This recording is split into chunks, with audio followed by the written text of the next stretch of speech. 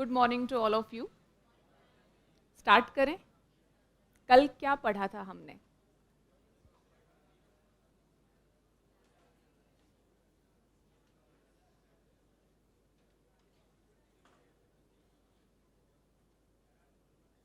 कुछ नहीं पढ़ा था। क्या पढ़ा था? सिलेबस देखा था, प्रीवियस ईयर क्वेश्चन पेपर्स हमने देखे थे और ये जानने की कोशिश की थी कि यूपीएससी निबंध पेपर में किस तरह के टॉपिक्स पूछ रही है। इसके अलावा एक अच्छे निबंध में कौन से गुण या विशेषताएं होनी चाहिए और क्या क्या टेस्ट किया जाता है। तो सबसे पहले क्या पता चला?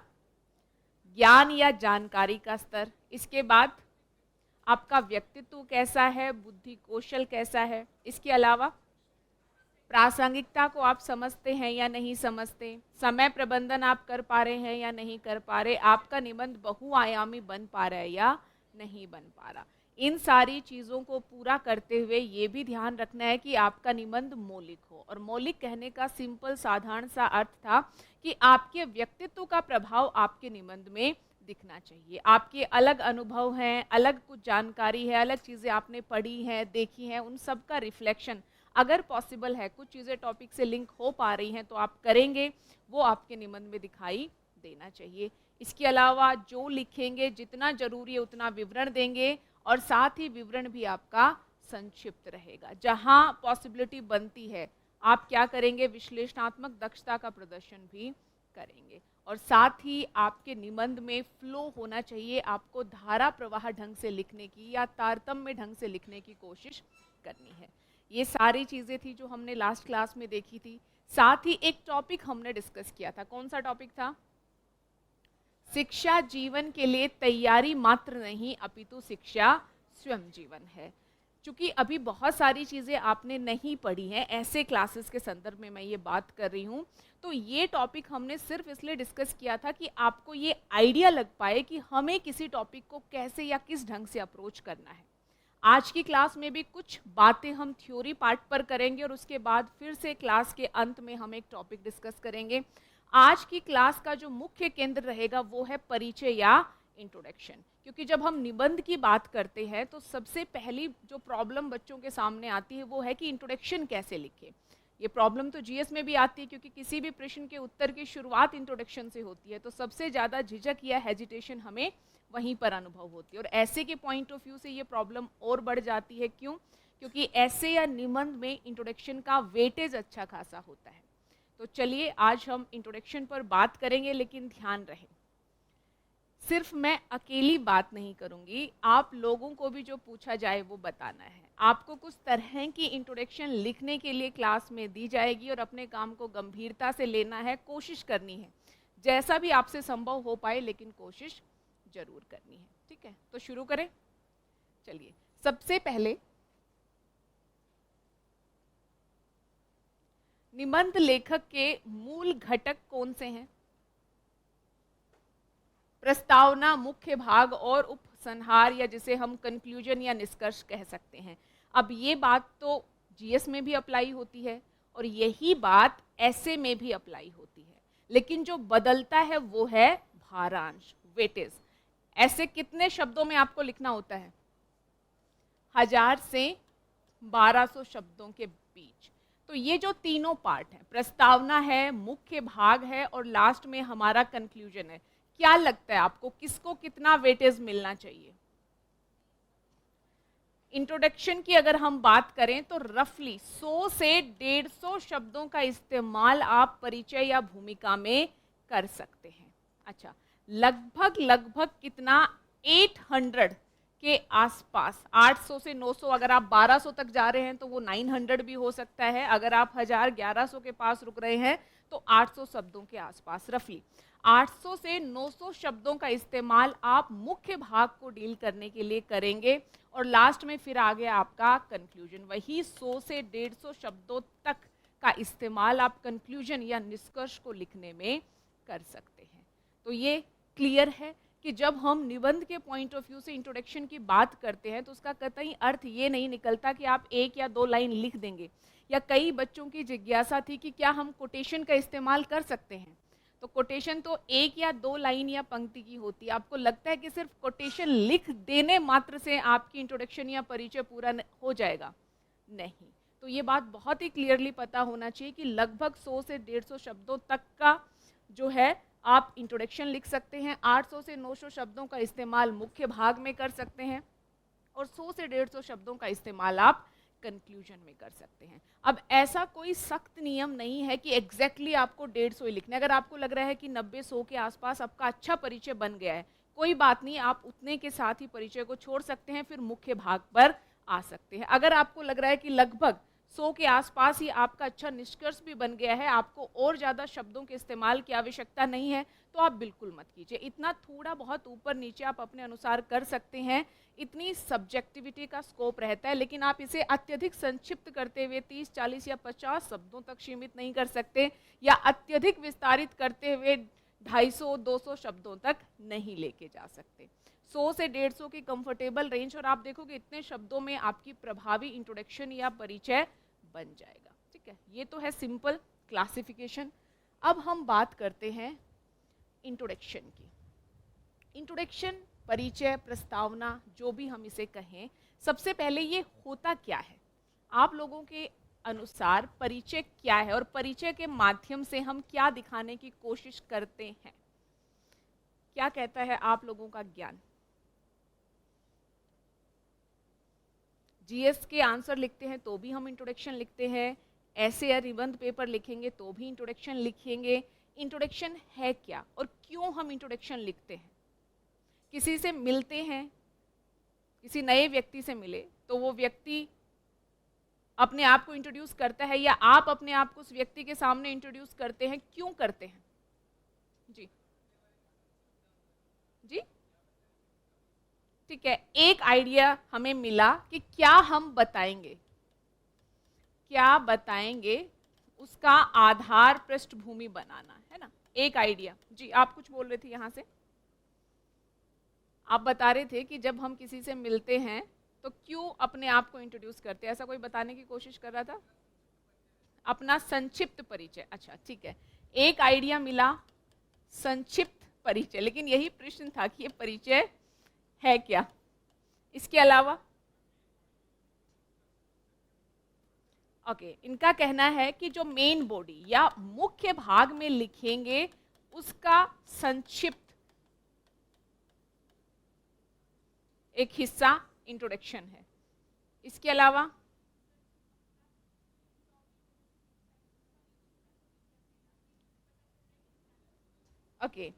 जो भी टॉपिक है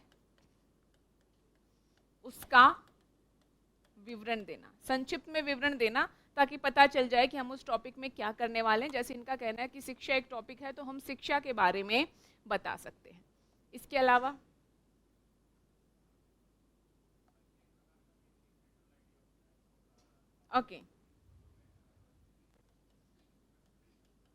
सेंट्रल आइडिया, गुड, केंद्रीय विचार जो है। सिद्धि का लिखना है क्वेश्चन की डिमांड, प्रश्न की मांग।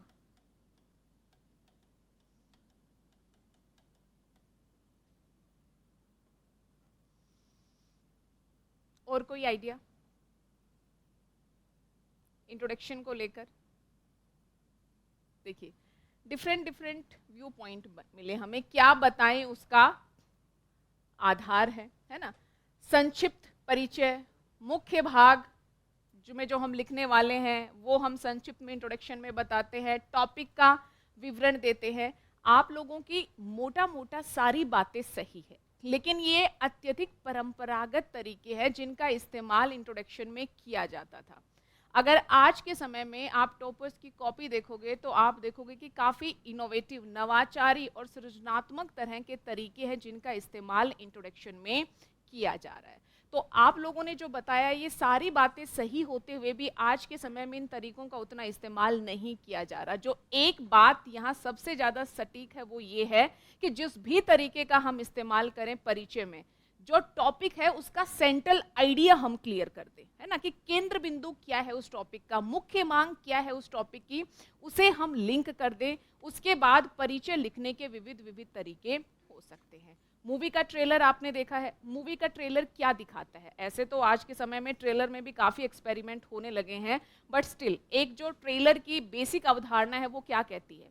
क्यों ट्रेलर रिलीज किया जाता है? ताकि ट्रेलर देखकर लोग उस फिल्म के प्रति आकर्षित हो पाएं। और ट्रेलर में क्या दिखाया जाता है? स्टोरी के जो सारे डोट्स हैं उनको दिखाया जाता है, लेकिन कनेक्ट नहीं किया जाता, मतलब मोटा मोटा आप कंक्लूजन तक नहीं पहुंच पाते, है ना।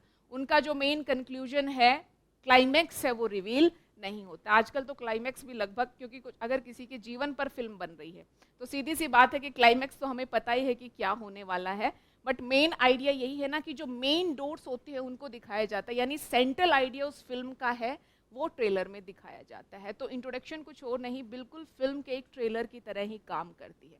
लेकिन आज के समय में इस ट्रेलर को दिखाने के लिए अलग अलग तरीकों का इस्तेमाल किया जा रहा है। जैसे कुछ स्टूडेंट कहानी का इस्तेमाल कर रहे हैं, कुछ बच्चे क्या करते हैं, कोई प्रसंग, ऐतिहासिक प्रसंग रहा, वर्तमान जीवन का प्रसंग हुआ, किसी व्यक्ति का एग्जाम्पल है, उसे उठाकर अपने टॉपिक में फिट कर देते हैं। कुछ बच्चे क्या कर रहे हैं, प्रश्न उठाकर परिचय बनाने की कोशिश कर रहे हैं। कुछ बच्चे क्या करते हैं कि वार्ता दिखाते हैं कि दो पक्ष है, एक पक्ष है, दूसरा पक्ष है, उन दोनों के बीच कन्वर्सेशन दिखा दी। उस कन्वर्सेशन या वार्तालाप के माध्यम से वो इंट्रोडक्शन लिखने की कोशिश कर रहे हैं। लेकिन तरीका चाहे कोई भी हो, एक बात सदैव स्पष्ट है, वो क्या है कि जो भी आप लिखें वो टॉपिक के सेंट्रल आइडिया से जुड़ा होना चाहिए। आप ऐसा नहीं कि कोई कहानी आपको याद आ रही है, टॉपिक के साथ जा भी रही है, नहीं जा रही, चूंकि हमें लिखनी है इसलिए हम लिख देंगे, नहीं, सेंट्रल आइडिया से जुड़ी होनी चाहिए। और जो टॉपिक की मेन थीम है उससे वो कहानी या जो भी आप तरीका यूज कर रहे हैं वो लिंक होना चाहिए। ठीक है, तो परिचय का आइडिया तो बहुत सिंपल है कि रिफ्लेक्शन है, जो थीम या टॉपिक आपको दिया गया है उसका एक रिफ्लेक्शन। अब आप वो रिफ्लेक्शन देते कैसे हो, ये किस पर निर्भर करेगा? आप पर निर्भर करेगा। तो ये अनेक तरीके हैं, इनके अलावा भी कुछ तरीके हैं जिनका इस्तेमाल क्या करने के लिए किया जाता है, परिचय लेखन के लिए किया जाता है। अब हम एक एक टॉपिक को उठाएंगे, क्लास में अभ्यास करेंगे, कुछ चीज़ें मैं आपको लिखाऊंगी, कुछ बातें हम टॉपर्स की कॉपी के माध्यम से देखने और समझने की कोशिश करेंगे। जो सर्वाधिक इस्तेमाल में आने वाला तरीका है वो है कहानी या प्रसंगात्मक शैली। लिख लीजिए हेडिंग, कहानी या प्रसंगात्मक शैली।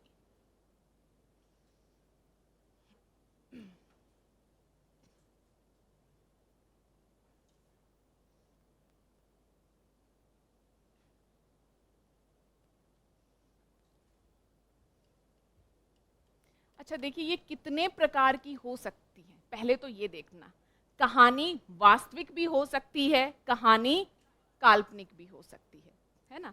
कुछ कहानियां आपने देखी, जो मैं वास्तविक और काल्पनिक कहानियों की बात कर रही हूँ, आपको पता होगा कि हम कुछ पात्र उठाकर कहानियां बनाते हैं ना, पात्रों को हम नाम भी देते हैं, कुछ भी दे दिया, सुरेश, रमेश, गीता, सीता, जो भी आपके पसंदीदा नाम है वो नाम आप उन पात्रों को दे सकते हैं, और उन पात्रों के माध्यम से हम अपनी कहानी कहने की कोशिश करते हैं। एक तो ये तरीका है, वास्तविक कहानी हो सकती है, मैंने बताया काल्पनिक कहानी हो सकती है। एक एक बात को ध्यान से सुनना, अच्छी कहानी निकलने के लिए हर एक बात पर अमल करना जरूरी है। दूसरा, हम प्रसंग उठाते हैं, प्रसंग कुछ घटित हुआ, उसका हमने चित्रण अपने परिचय में कर दिया, या कोई महान व्यक्तित्व है, उनसे जुड़ी हुई कोई घटना है, उसका चित्रण हमने अपने इंट्रोडक्शन में कर दिया। हम कोई कहानी नहीं लिख रहे, महात्मा बुद्ध जी से जुड़ी हुई कोई भी घटना है, अगर मेरे किसी टॉपिक के साथ वो जा रही है तो मैं क्या करूंगी, उसे उठाकर अपने टॉपिक में लिख दूंगी। जैसे अगर आप लोगों को याद होगा, कल जब हम यूपीएससी के विगत वर्ष के प्रश्न पत्र देख रहे थे तो एक टॉपिक था कि आपकी मेरे बारे में धारणा आपके विचार दर्शाती है, और मेरी उस पर प्रतिक्रिया मेरी स्वयं को लेकर जागरूकता या संस्कार है। टॉपिक ये था। अब जरा देखिए, कहानी अगर मैं इस टॉपिक पे बनाऊं तो कैसे बनाऊंगी? मैं कुछ पात्र का नाम दूंगी कि एक ये व्यक्ति है, एक ये व्यक्ति है, इस तरह से ये व्यक्ति इनको कुछ भी कहते हैं, उसके प्रति ये इनकी प्रतिक्रिया है। मैंने पात्र बनाए, मैंने एक हाइपोथेटिकल कहानी क्रिएट करने की कोशिश की। दूसरा है, मैं प्रसंग का इस्तेमाल करूं। प्रसंग का इस्तेमाल क्या हो सकता है? महात्मा बुद्ध जी के जीवन से जुड़ी हुई कहानियां सबने सुनी होंगी। आपको याद है कि एक बार महात्मा बुद्ध जी जब अपने शिष्यों के साथ भ्रमण कर रहे थे तो एक व्यक्ति अत्यधिक क्रोधित भाव से आकर उनको मिलता है। और वो व्यक्ति महात्मा बुद्ध जी से काफ़ी खफा, काफ़ी नाराज़ था। क्यों? क्योंकि उनको लग रहा था कि बुद्ध जी का जो ज्ञान है अत्यधिक सही तरह का ज्ञान है और वो लोगों को भ्रमित कर रहे हैं। इसी भाव में, इसी तरह की पूर्व धारणा महात्मा बुद्ध जी के बारे में बनाकर वो महात्मा बुद्ध जी के सामने आते हैं और उनको अपशब्द या भला बुरा कहना शुरू कर देते हैं। ये सुनकर महात्मा बुद्ध जी के शिष्य काफ़ी क्रोधित होते हैं और उस व्यक्ति को रोकना चाहते हैं, लेकिन महात्मा बुद्ध जी अपने शिष्यों को रोक देते हैं। जब उस व्यक्ति को जो जो भला बुरा अपशब्द महात्मा बुद्ध जी को कहने थे, जब वो कह लेता है, तो महात्मा बुद्ध जी सिर्फ उससे एक ही प्रश्न पूछते हैं कि मुझे ये बताइए कि अगर आप किसी को कोई उपहार देना चाहते हैं, वो उस उपहार को स्वीकार नहीं करता, तो वो उपहार कहाँ जाता है? तो वो व्यक्ति कहता है जो देना चाह रहा है उसी के पास रह जाता है। तो महात्मा बुद्ध जी सिर्फ उसे कहते हैं कि मैं आपके अपशब्दों को स्वीकार नहीं करता हूँ। तो उनके व्यक्तित्व में इतनी स्थिरता, स्थायित्व देखकर, है ना, इस तरह की सहनशीलता देखकर, आत्मनियंत्रण देखकर, वो व्यक्ति जो महात्मा बुद्ध जी को लेकर इतनी नकारात्मक तरह की राय रखता था, उसकी राय, उसकी धारणा बदल जाती है। अब टॉपिक से आप इस प्रसंग को कैसे लिंक कर सकते हैं, जरा ये देखना। टॉपिक क्या था? आपके जो मेरे बारे में धारणा है वो आपके विचार दिखा रहे हैं और उस पर मेरी प्रतिक्रिया, मेरे संस्कार या मेरी खुद को लेकर जागरूकता, क्योंकि इंग्लिश में था अवेयरनेस, है ना। अब अगर महात्मा बुद्ध जी को अपने मूल्यों पर, अपने ज्ञान पर विश्वास नहीं होता, तो दूसरा जब आप पर लांछन लगाता है तो आप क्या होते हैं? क्रोधित होते हैं, आवेश में आ जाते हैं, है ना। वो उनके संस्कार थे, उनकी अपने प्रति जागरूकता थी जो उनको बता रही थी कि जिस रास्ते पर वो चल रहे हैं वो रास्ता सही है, फिर चाहे कोई भी आप पर कितनी भी उंगली क्यों ना उठाए। इसलिए पूरे मामले को अत्यधिक सहजता, सहनशीलता और विवेक के साथ वो डील करते हैं। अब पहले जो मैंने एग्जाम्पल दिया कि कोई भी हम कैरेक्टर बनाएंगे, उनके बीच कुछ भी ऐसा दिखाएंगे, वो क्या हो गई? कहानी हो गई। महात्मा बुद्ध जी के जीवन का ये किस्सा मैंने तो नहीं लिखा है और ना ही आप लोगों ने लिखा है। अब ये कहानियां चली आ रही हैं, तो हमने क्या किया? जस्ट एक प्रसंग उठाया और उस प्रसंग का इस्तेमाल करते हुए इंट्रोडक्शन लिख दी है। ये प्रसंग महान व्यक्तित्व से भी जुड़े हो सकते हैं, किसी और घटना से भी जुड़े हो सकते हैं। किसी युद्ध का कोई दृश्य आप लिख सकते हो जो एक्चुअल में हुआ हो, अत्यधिक चर्चित हो। इस तरह के बहुत सारे प्रसंग आपको मिलेंगे। करंट अफेयर में कहीं कुछ हो रहा हो, आप देखोगे, मान लीजिए कोई टॉपिक ऐसा है जिसमें मॉब लिंचिंग की हम बात कर सकते हैं, है ना। आज के समय में मॉब लिंचिंग के इतने घटनाक्रम हो रहे हैं। आपको पता है कोविड के टाइम में महाराष्ट्र में मॉब लिंचिंग का एक अत्यधिक फेमस मामला रहा। कहीं आपको जरूरत पड़ती है, आप उस मामले को उठाएं और अपनी इंट्रोडक्शन में लिख दें। तो ये क्या कर रहे हो? आप प्रसंग का इस्तेमाल कर रहे हो। और जब आप क्रिएट कर रहे हो कोई भी कहानी, या फिर रियल भी हो सकती है जिसमें पात्र इत्यादि को इंट्रोड्यूस कर रहे हो, तो वो क्या हो गई? फिर कहानी हो जाती है। तो ये जो एक तरीका मैं यहाँ पर बता रही हूँ, उसमें दोनों चीज इंक्लूड है। आप जो है कहानी भी लिख सकते हैं, वास्तविक भी हो सकती है, काल्पनिक भी हो सकती है। और अत्यधिक प्रसिद्ध कहानियां हमें कहाँ से मिलती हैं? मुंशी प्रेमचंद, ऐसे बहुत सारे लोगों द्वारा लिखी गई कहानियां होंगी। उन कहानियों का भी इस्तेमाल आप कर सकते हैं, स्वयं से भी आप कहानी बना सकते हो। और दूसरा क्या है? कोई भी प्रसंग घटित हुआ उसे उठाइए और अपने ऐसे की इंट्रोडक्शन में लेकर आइए। जैसे एक टॉपिक मैंने आपको लास्ट क्लास में बताया था, हल्की सी झलक दी थी कि भारतीय कृषि अपनी अतीत की सफलता से ही पीड़ित है। अब जरा सोचिए कि आपको कोई वास्तविक कहानी नहीं मिल रही, आपको काल्पनिक कहानी बतानी है। अब मैं ये क्यों बता रही हूँ? क्योंकि काल्पनिक कहानी में बह जाने की उम्मीद ज़्यादा होती है कि हम कुछ भी लिख देंगे। देखिए, कुछ भी नहीं लिख सकते। काल्पनिक कहानी भी वास्तविकता पर आधारित होनी चाहिए। अब यहाँ पर मैं वास्तविकता कह रही हूँ तो आप लोगों के दिमाग में भ्रम होगा कि अगर वास्तविक है तो वो काल्पनिक कैसे हुई? मतलब जो चीज़ें जीवन में संभव हो सकती है ना। तो जरा सोचिए कि क्या कुछ आप सोच रहे पा रहे हैं कोई कहानी? भारतीय कृषि अपनी अतीत की सफलता से ही पीड़ित है। बताइए, हाँ, क्या लिखेंगे उसमें?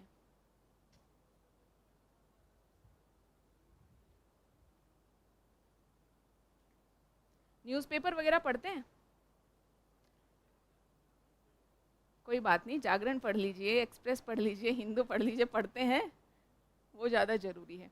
आप लोग कहीं ना कहीं पढ़ेंगे तो कभी ना कभी आप लोगों के सामने जरूर आया होगा कि पंजाब से राजस्थान तक एक ट्रेन जाती है। उस ट्रेन को नाम दे दिया गया है कैंसर ट्रेन। क्यों? क्योंकि बीकानेर में जो सुविधाएं हैं, गरीब लोग आसानी से कैंसर का इलाज करवा सकते हैं, इस हेतु लोग उस ट्रेन का इस्तेमाल करते हैं और देखा गया है कि उस ट्रेन के जो यात्री हैं उसमें अधिकांश वो होते हैं जो खुद कैंसर से पीड़ित हैं या उनके शुभचिंतक परिवारजन उनके साथ यात्रा कर रहे हैं। ये बहुत फेमस है, कोई ऐसा छुपा हुआ तथ्य नहीं है। अब ये देखिए, एक आर्टिकल सामने आया और ये आर्टिकल यही बता रहा है, एक सिख व्यक्ति और उसकी पत्नी, अच्छा पत्नी का नाम है सुखपाल और मागिर उस व्यक्ति का नाम है, दोनों इंतजार कर रहे हैं रेलवे स्टेशन पे ट्रेन आने का। और पता चला कि ये जो मागिर हैं, इनकी पत्नी है सुखपाल, ये थ्रोट कैंसर, गले के कैंसर से पीड़ित हैं। जब इस बारे में और प्रश्न किए गए तो हमें क्या पता चला कि इनको जो गले का कैंसर हुआ उसका कारण हैंड पंप के जल का इस्तेमाल करना है। इन्होंने लंबे समय तक फिल्टर जल का इस्तेमाल नहीं किया। लेकिन जब तक ये जो इनके पति थे इनको समझ में आई, जो भी आप करेक्टर का नाम दे सकते हो, अगर पंजाब से हैं तो थोड़ा पंजाब की तरह का नाम दोगे तो वो सामाजिक सांस्कृतिक लगाव भी दिखाएगा आपका। अच्छा, तो जब तक इनको समझ में आता है, जब तक अपने घर में ये फिल्टर लगवाते हैं, तब तक ये कैंसर का शिकार हो चुकी होती है। अब प्रश्न ये उठता है कि भारतीय कृषि अपनी अतीत की सफलता से पीड़ित है, इसमें इनके कैंसर के किस्से का जिक्र हम क्यों कर रहे हैं? कारण ये है कि कृषि में जो अत्यधिक पेस्टिसाइड फर्टिलाइजर यूज हुए, वो जो है नीचे जल में जब मिश्रित हुए और उस जल का इस्तेमाल विभिन्न विभिन्न तरह की मानवीय गतिविधियों के लिए किया गया, तो देखा गया कि पंजाब में कैंसर की स्थिति बनती है और ये बहुत ही आम स्थिति है। तो जरूरी नहीं कि आप सेम करेक्टर उठाएं। आपको पंजाब कैंसर ट्रेन का एक आइडिया मिला, जो आपके टॉपिक की डिमांड है उसके अकॉर्डिंग उस आइडिया में आप करेक्टर फिट करके कहानी लिख सकते हो। अच्छा, मैंने ये क्यों कहा कि वास्तविक होना चाहिए, चीज़ें रियलिस्टिक तो होनी चाहिए। कल्पना में भी आप इस दुनिया के बियॉन्ड नहीं जा सकते। इस दुनिया की जो वास्तविकता है उसी से जुड़ी हुई कल्पना आपकी होनी चाहिए। आपको कोई रेडीमेड कहानी नहीं मिली है, लेकिन जो फैक्ट फिगर उस कहानी में यूज हो, जो बेसिक आइडिया उस कहानी का है, अगर वो रियल लाइफ से मोटिवेटेड हो तो वो ज़्यादा सही लगता है ना। अब समझ पाए आप कि जो काल्पनिक कहानी लिखें उसमें भी यथार्थ का पुट होना चाहिए। कैंसर ट्रेन वास्तविक है, लेकिन जरूरी नहीं है कि आपने सेम आर्टिकल पढ़ा हो या सेम करेक्टर का नाम आपको पता हो। आप करतार सिंह, उनकी पीवी, हरप्रीत, जो भी आप लिखना चाहें, जो भी आपको करेक्टर का नाम पसंद है, आप डालिए और एक कहानी बना दीजिए। जो ये एक फिनोमिना है, ये रियल है, लेकिन करेक्टर आपने काल्पनिक डालकर एक कहानी वहां पर बना दी। अच्छा, आप दूसरी ये भी बता सकते हो कि एक कोई भी है, सरदार सिंह जी, हरतार सिंह जी, जो भी आप नाम लिखना चाहें, वो कैंसर पीड़ित हैं, बीकानेर में उनका इलाज चल रहा है। अच्छा, जो उनके बेटे हैं, युवा है, वो नशे की लत से पीड़ित है। ये क्या दिखाता है कि एक समय हरित क्रांति ने पंजाब को आर्थिक समृद्धि के चरम तक पहुंचाया। आज हम देखते हैं कि वहाँ किसान परिवारों की हालत खराब है, क्योंकि कृषि उतनी उत्पादक रही नहीं। कृषि से जो प्रदूषण फैला, हरित क्रांति में जो इनपुट यूज हुई, वो कैंसर जैसी बीमारियों का कारण बनी। चूंकि उत्पादकता स्थिर है तो युवा वर्ग ज़्यादा रुचि नहीं ले पा रहा और वो अनेक तरह के विकारों से ग्रसित है। तो भारतीय जो कृषि है और साथ ही किसान, दोनों ही अतीत की सफलता से पीड़ित है, क्योंकि जब हम कृषि की बात कर रहे हैं तो बिना किसान परिवारों की बात किए हम कृषि की बात कर ही नहीं सकते।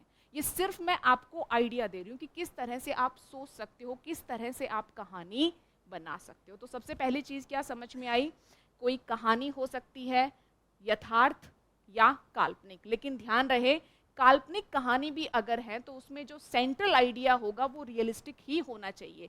काल्पनिक सिर्फ आप क्या कर रहे हो कि उसमें अपनी तरह से पात्र डाल रहे हो, अपने टॉपिक से आप उसे लिंक कर दे रहे हो थोड़ा सा कहानी को घुमाकर, लेकिन वो वास्तविकता पर आधारित होनी चाहिए। दूसरा, जब भी कहानी लिखें तो कहानी कहाँ की है। अगर आप टॉम और हैरी पंजाब में बात करोगे तो सुनने वाले को मजा आएगा? नहीं आएगा ना। तो अगर पंजाब की बात करें तो जिस तरह के नाम पंजाब में रखे जाते हैं, किसी भी दूसरे एरिया की बात करें तो जिस तरह के नाम वहाँ पर रखे जाते हैं, अगर वो नाम आप लोगे तो इससे आपकी कहानी का प्रभाव और बेहतर होगा। तीसरी चीज़, जो एक आम गलती सामान्यतः बच्चे कर बैठते हैं, कहानी में अगर आप पात्र रख रहे हो, तो एक बच्चे से जब एक कहानी मैंने क्लास में पूछी, बड़ा ही मज़ेदार किस्सा रहा, तो उन्होंने बताया कि भारतीय कृषि अपनी अतीत की सफलता से पीड़ित है। तो उन्होंने बताया कि मैम एक ऐसी कहानी हो सकती है कि एक व्यक्ति 1890 से कृषि करना शुरू करता है, अच्छा आज वो ऐसे कर रहा है और अब तक उसकी स्थिति ऐसी है। अब एक व्यवहारिक प्रश्न है कि कोई व्यक्ति 1890 से लेकर आज तक जीवित हो सकता है है ना। तो थोड़ा जब आप कहानी में टाइमलाइन दो तो इन छोटी छोटी चीज़ों का ध्यान रखोगे। ये आम चूक होती है जो हम कर जाते हैं, क्योंकि उसने सोचा ही नहीं कि व्यक्ति सामान्यतः जीता कितना है ना, जीवन प्रत्याशा का आइडिया लगाया ही नहीं। एक्सटेंड भी कर दे तो 100 साल तक कर देंगे, उससे ज़्यादा सामान्यतः हम नहीं कर सकते। तो ये छोटी छोटी सी चीज़ें हैं कि चरित्र जो पात्र आप उठाएंगे उनको नाम दो, कहानी को रोचक बनाओ, और कहानी आपके टॉपिक से लिंक होनी चाहिए। कई बार कुछ कहानियां अपने आप में लिंक नहीं होगी, जैसे अभी मैंने एग्जाम्पल दिया पंजाब कैंसर ट्रेन का, आपको लिंक करना पड़ेगा कि हम कैसे इस कहानी को हमारे टॉपिक से संबंधित कर पा रहे हैं कि भारतीय कृषि अपनी ही अतीत की सफलता से पीड़ित है। यही है ऐसे राइटिंग की आर्ट। बहुत सारी चीज़ें आपको मिल जाएंगी, लेकिन उनको अपने टॉपिक से लिंक करने का अंतिम दायित्व का निर्वहन सदैव आपको ही करना पड़ेगा। तो कहानी वास्तविक भी हो सकती है, कहानी काल्पनिक भी हो सकती है ना, और कोई प्रसंग या कोई किस्सा भी हो सकता है। अब इसको लेकर आप लोगों को मैं कुछ टॉपर्स की कॉपी दिखाती हूँ। आप देखोगे 8-10 प्रकार की इंट्रोडक्शन तो आपको क्लियरली यहीं से मिल जाएंगी। कुछ मैं लिखवाऊंगी, कुछ आप यहाँ से देख सकते हैं। ये देखिए, ये मोहनलाल, रैंक 53, उनकी कॉपी है। टॉपिक है अपना चेहरा रोशनी की ओर रखिए, आपको कोई छाया दिखाई नहीं देगी। पहले एक बार टॉपिक प्रोसेस करते हैं। अपना चेहरा रोशनी की ओर रखिए, आपको कोई छाया दिखाई नहीं देगी। क्या अर्थ है इसका? अपना चेहरा रोशनी की ओर रखना है, आपको छाया नहीं दिखाई देगी। क्या कहना चाह रहा है टॉपिक? क्या वास्तव में हमें सूर्य की तरफ अपना मुंह करके खड़े होने के लिए कहा जा रहा है? नहीं, मतलब सकारात्मक रहना है ना। जो नेगेटिविटी है, जो हार्डशिप है, जो विषमताएं हैं, वो आपको नहीं दिखाई देंगी। अब पहली बात तो जरूर नहीं सिर्फ आप फेवर में ही लिखो, आप अगेंस्ट में भी लिख सकते हो कुछ बातें, कि देखिए पीछे देखना भी जरूरी है ना। पता चले आप भ्रम में सिर्फ आगे देखे जा रहे, बट अभी हम टॉपिक नहीं डिस्कस करें। अब देखना इस टॉपिक में इन्होंने किस तरह की इंट्रोडक्शन लिखी है। इन्होंने क्या किया, एक प्रसंग उठाया और उस प्रसंग को अपने परिचय में इस्तेमाल किया। लोंगेवाला के शूरवीरों की वीरता हम सभी ने सुनी है। सुनी आप लोगों ने लोंगेवाला की कहानी? नहीं पढ़ी तो जाकर आज सर्च कीजिएगा, ठीक है। यह वर्ष 1971 की लड़ाई की बात है, जब पाकिस्तानी सेना ने पश्चिमी भारत में राजस्थान के बॉर्डर पर युद्ध की शुरुआत कर दी और स्थान था लोंगेवाला। चूंकि अचानक हुए इस हमले के कारण भारतीय वायुसेना उसी समय रात्रिकाल में अपने लक्ष्य तक नहीं पहुंच पाई। इस समय में लोंगेवाला पोस्ट के 120 जवानों ने हजारों पाकिस्तानी सैनिकों को भारतीय भूमि में घुसने से रोका था, क्योंकि भारतीय जाबाजों ने अपनी भारत माता की रक्षा के लिए अपना चेहरा हमेशा लक्ष्य रूपी रोशनी की ओर रखा, जिससे राष्ट्र सुरक्षा रूपी भाव के रूप में उन्हें सकारात्मक ऊर्जा मिलती रही, और पीछे मुड़कर उस रोशनी की छाया को नहीं देखा, जिसका परिणाम था जंग जीतना। एक प्रसंग था, इन्होंने कहीं पढ़ा होगा। हाँ, बिल्कुल, बॉर्डर मूवी, आपको वैसे भी एक किस्सा पता है तो आप इसे कोट कर सकते हैं। इन्होंने क्या किया, हाँ बिल्कुल, एक प्रसंग था, उसका इस्तेमाल यहाँ पर इंट्रोडक्शन में कर दिया। लेकिन ध्यान रहे, क्या हम ये किस्सा बिना टॉपिक से लिंक के लिख देंगे तो काम हो जाएगा? नहीं। आप देखोगे कितने प्रभावी ढंग से इन्होंने लिखा है कि अपना चेहरा हमेशा लक्ष्य रूपी रोशनी की ओर रखा, राष्ट्र सुरक्षा का भाव उन्हें सकारात्मक ऊर्जा देता रहा। तो अंत में उन्होंने क्या किया कि ये जो किस्सा था उसे प्रभावी ढंग से अपने टॉपिक से लिंक किया। तो यहाँ पर क्लैरिटी ऑफ मैसेज सबसे ज्यादा जरूरी। वो क्या है, सिर्फ प्रसंग या कहानी लिखने से काम नहीं चलेगा, आपको लिंक करना पड़ेगा कि ये जो कहानी या प्रसंग है, ये आपने जिस टॉपिक का चयन किया है उस हेतु किस प्रकार से उपयुक्त है। जी,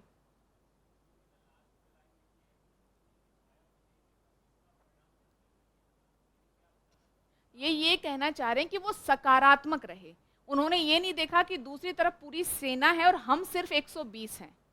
समझ रहे हो? मतलब ऐसी स्थिति में सामान्यतः लोग क्या होते हैं, हताश हो जाते हैं ना, पहले ही हार मान लेते हैं ना कि हम तो जीत सकते ही नहीं हैं। नहीं, वो अपने लिए बता रहे हैं कि ये जो बैटल था ये हम जीत गए, कम होते हुए भी संख्या में जीत गए, क्योंकि उन्होंने सकारात्मक एटीट्यूड अपना रखा कि ये चीज संभव हो सकती है। ठीक है, चलिए नेक्स्ट एग्जाम्पल। ये मैंने आपको लास्ट क्लास में दिखाया था, ये भी एक प्रसंग है। प्रसंग कहाँ से उठाया गया है? एक वीडियो से उठाया गया है। ये देखा था ना हमने, 7 अरब सपने एक ग्रह सावधानी से उपभोग कीजिए। तो ये पूरा प्रसंग के एक परिवार के सभी सदस्य, पढ़ने की आवश्यकता नहीं है दोबारा यहाँ पर भी। लेकिन जो ध्यान देने की बात है, देखेंगे कि पूरा वीडियो का जो कंटेंट था, टॉपिक के लिए जरूरी था, वो यहाँ पर लिखने के बावजूद आगे यहाँ इस पैसेज में टॉपिक से लिंक किया गया है कि जिस वसुंधरा को लेकर 7 अरब की आबादी न जाने कितने स्वर्णिम सपने संजोए बैठी है, वो अगर बाहर निकलने के लिए कृत्रिम ऑक्सीजन किट चाहिए, तो उस सपनों को तो, या उस प्रकार के सपनों को तो महज काल्पनिक आत्मानुभूति के रूप में ही देखा जा सकता है। तो चाहे कहानी, किस्सा, प्रसंग कितना भी अच्छा क्यों ना हो, अगर वो टॉपिक से लिंक नहीं कर पाए तो उसका प्रभाव कम हो जाएगा। और देखिए, ये भी हमने लास्ट क्लास में देखा था कि जब प्रेम की शक्ति के प्रेम पर विजय प्राप्त कर लेगी तो दुनिया को शांति का पता चल जाएगा। यहाँ पर हमने एग्जाम्पल देखा था अडोल्फ हिटलर और मोहनदास करमचंद गांधी जी का। यहाँ पर इन्होंने 2 प्रसंग उठाए, 2 महान व्यक्तित्व से जुड़े हुए प्रसंग उठाए, अपने टॉपिक से लिंक किया और इंट्रोडक्शन लिखने की कोशिश की। ये देखिए, ये शुभम कुमार रैंक 1 इंग्लिश में है, हिंदी समझने में कोई दिक्कत नहीं होगी, बट बहुत ही नीटली और बहुत ही प्रिसाइजली इन्होंने अपनी बात कही है। पहले टॉपिक देखेंगे, there are some things you learn best in calm and some in storm. कुछ चीज़ें हैं जो आप शांति की अवस्था में अच्छे से सीखते हो और कुछ तूफान की अवस्था में। कहने का मतलब क्या है? शांति की अवस्था जब परिस्थितियां हमारे फेवर में है ना, कुछ ज़्यादा विषम नहीं है। बहुत सारी चीज़ें हम तब सीखते हैं और बहुत सारी चीज़ें हम तब सीखते हैं जब हम बिल्कुल तूफान या विषम परिस्थितियों के बीच में खड़े होते हैं। अब देखोगे, इन्होंने 2 प्रसंग उठाए हैं, 2 व्यक्तित्व के, और कॉन्ट्रास्ट यहाँ पर दिखाने की कोशिश की है। मैं पढ़ती हूँ, a young prince one day decide to roam out of his palace. एक युवा प्रिंस एक दिन अपने महल से बाहर निकलकर घूमने का निर्णय लेते हैं, and roam around his kingdom, और अपने जो है किंगडम में वो घूमते हैं। Along the way he observe suffering, old age and death. रास्ते में उनको क्या दिखता है? दुख दिखता है, वृद्ध व्यक्ति को देखते हैं, मृत को देखते हैं। He wanted to know the causes of suffering and find real truth in the world. वो इस दुख का कारण जानना चाहते थे और इस विश्व के वास्तविक सत्य से स्वयं को अवगत करवाना चाहते थे। He left the comfort of palace and become a wanderer. वो राजमहल के सुख त्याग कर एक भ्रमण करने वाले व्यक्ति बन जाते हैं। Finally under a peepal tree after meditating for several day he got the enlightenment and this man become the Buddha we know today. काफ़ी लंबे समय तक मेडिटेट करने के बाद फाइनली उनको एनलाइटमेंट मिलता है और इस व्यक्ति को हम किस नाम से जानते हैं? बुद्ध के नाम से जानते हैं। लेकिन बुद्ध ने जो सीखा वो शांति की अवस्था में सीखा। उनके जीवन में ऐसी कोई विषम परिस्थिति, कोई तूफान नहीं था। वो कुछ सफरिंग देखते हैं, वो सफरिंग देखकर उनका हृदय जो है वो परेशान होता है और उस दुख का वो कारण जानने की कोशिश करते हैं। अच्छा, another young man king Ashoka after fighting a fierce battle in Kalinga war observe the devastating effect. Finally क्या है कि इन्होंने अशोक कलिंग का युद्ध जब लड़ते हैं, उसका जो विनाशकारी प्रभाव था, जब वो उनके सामने आता है, तब उनको हिंसा के स्थान पर अहिंसा जैसे मूल्य का महत्व पता चलता है। तो इन्होंने युद्ध लड़ा, मतलब स्थिति तूफान जैसी थी। तो इन्होंने 2 कॉन्ट्रास्ट दिए 2 महान व्यक्तित्व के, कि इन्होंने जो सीखा वो शांति की अवस्था में सीखा, इन्होंने जो सीखा वो तूफान या विषम तरह की परिस्थितियों के बीच सीखा। क्या ये कुछ डिफिकल्ट था? इवन मुझे लगता है हिंदी में तो आप और भी अच्छे से बता सकते हो कि 4 साइट है ना, बहुत अच्छे से हम पढ़ते हैं ना। 4 साइट क्या था? कौन कौन से 4 साइट थे जो महात्मा बुद्ध देखते हैं? 4 दृश्य क्या थे?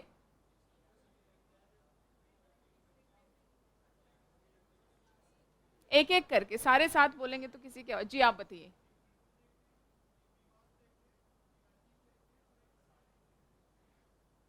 ठीक है, एक बीमार को देखते हैं, एक मृत को देखते हैं, एक सन्यासी को, चौथा क्या था? एक वृद्ध। ठीक है, और लास्ट में क्या पता चलता है कि जो सुखी था वो कौन था? खुश था वो कौन था? सन्यासी ही था, है ना। तो ये बहुत ही सिंपल सी बात है और आपको लगेगा कि इंग्लिश में इन्होंने कितनी सिंपल लैंग्वेज यूज की है। हिंदी में भी आप प्रभावी ढंग से इस तरह की चीज़ों को लिख सकते हैं। ये क्या है? प्रसंग उठाकर लिखना। अब जब हम कहानी या प्रसंग शैली की बात करते हैं तो देखिए, कहानी लिखना, अच्छी कहानी लिखना हर किसी के बस की बात नहीं होती है, देखो टू बी वेरी ऑनेस्ट। लेकिन ये जो प्रसंग वाला तरीका है, इसका इस्तेमाल कोई भी कर सकता है, बस आपके दिमाग में वो लिंक होना चाहिए। आपको क्या करना है, वहां से उस चीज को उठाओ, अपने टॉपिक के अकॉर्डिंग उसे फिट कर दो।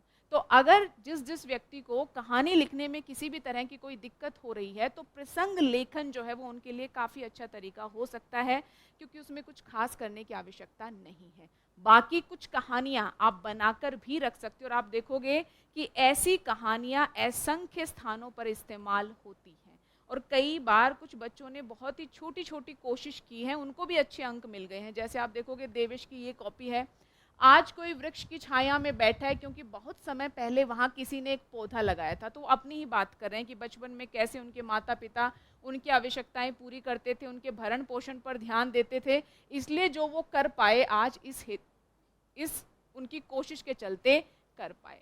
तो वही उन्होंने लिंक किया है कि आज कोई वृक्ष की छाया में बैठा है क्योंकि बहुत समय पहले वहाँ किसी ने एक पौधा लगाया था। तो सदैव ये नहीं सोचना है कि कोई कहानी या प्रसंग का कोई भारी भरकम होना ही आवश्यक है। जो साधारण चीज़ें हैं उनको भी आप लिख सकते हो, लेकिन एक चीज़ ध्यान रहे, जो चीज़ें हो वो व्यवहारिकता की सीमाओं में हो, टाइम लाइन को आप ध्यान में रखोगे। अगर करेक्टर इत्यादि आपको इंट्रोड्यूस करने हैं तो वो भी रियलिस्टिक लगने चाहिए, और साथ ही जो भी आप लिखें वो आपके टॉपिक से लिंक होना चाहिए, या फिर आप उसे लिंक करके बताएंगे कि आपने इस कहानी, इस प्रसंग, इस किस्से का इस्तेमाल क्यों किया है।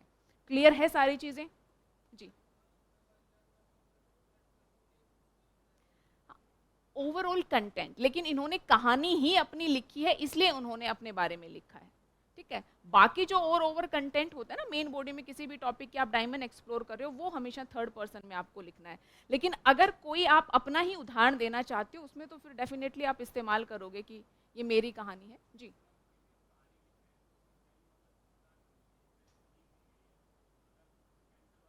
हम्म।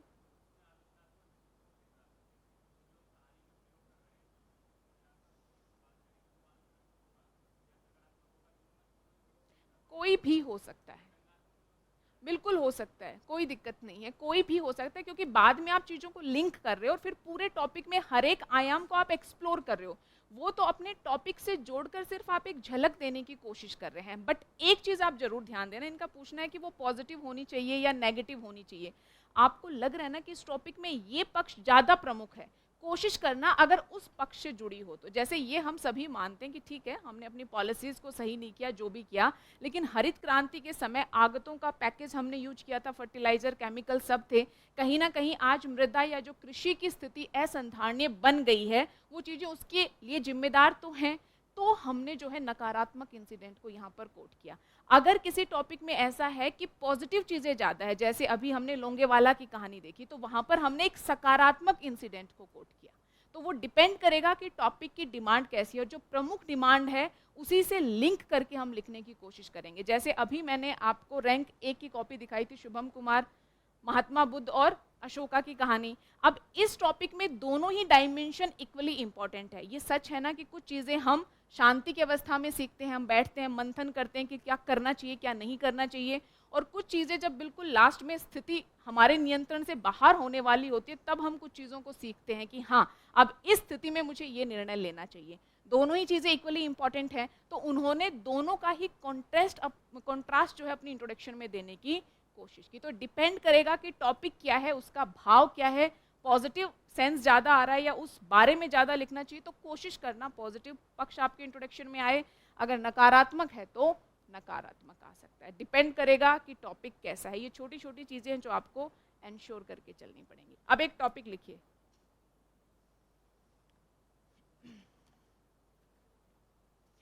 वहां मत जाइए, वहां मत जाइए जहां रास्ता ले जाए, वहां मत जाइए जहां रास्ता ले जाए, बल्कि वहां जाइए, वहां मत जाइए जहां रास्ता ले जाए, बल्कि वहां जाइए जहां कोई रास्ता नहीं है। बल्कि वहां जाइए जहां कोई रास्ता नहीं है और अपने निशान छोड़ जाइए।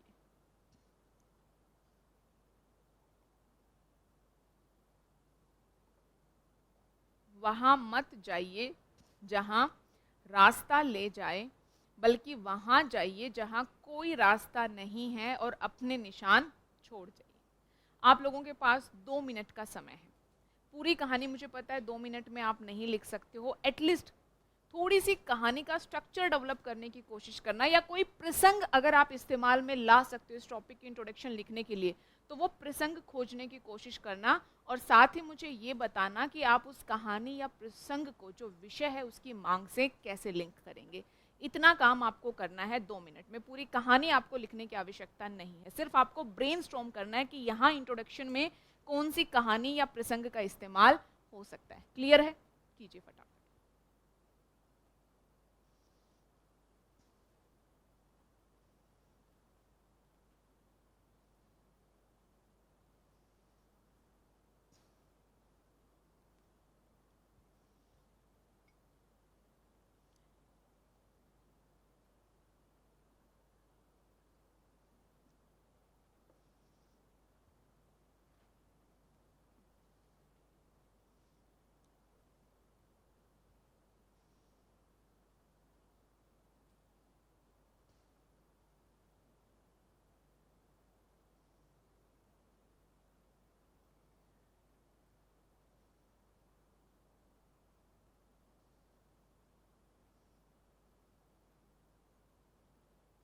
हाँ, एक बार सब लोग कर लेते हैं, 1 मिनट।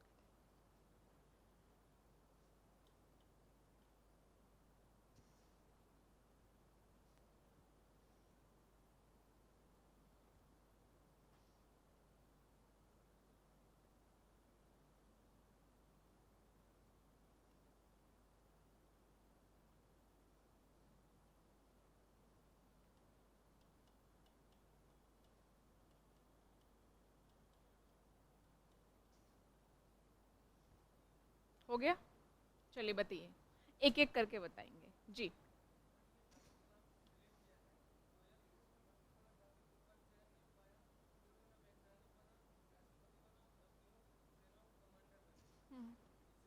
ठीक है, इन्होंने एपीजे अब्दुल कलाम के जीवन से लिंक किया है कि वो एयरफोर्स में भर्ती होना चाह रहे थे, लेकिन असफल होते हैं और फाइनली वैज्ञानिक बनते हैं, राष्ट्रपति बनते हैं। ठीक है, क्या ये लिंक हो पा रहा है? बताइए। लिंक भी करके बताना है ना कि कैसे लिंक होगा हमारे टॉपिक से, कि वहां मत जाइए जहां रास्ता ले जा रहा है, वहां जाइए जहां कोई रास्ता नहीं और अपने निशान छोड़ जाए। कैसे लिंक हो रहा है बताइए।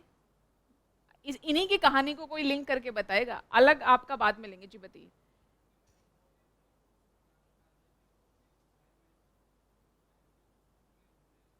इसमें एक थोड़ा सा ट्विस्ट है, इसलिए मैं आप लोगों से जानना चाह रही थी कैसे लिंक करोगे।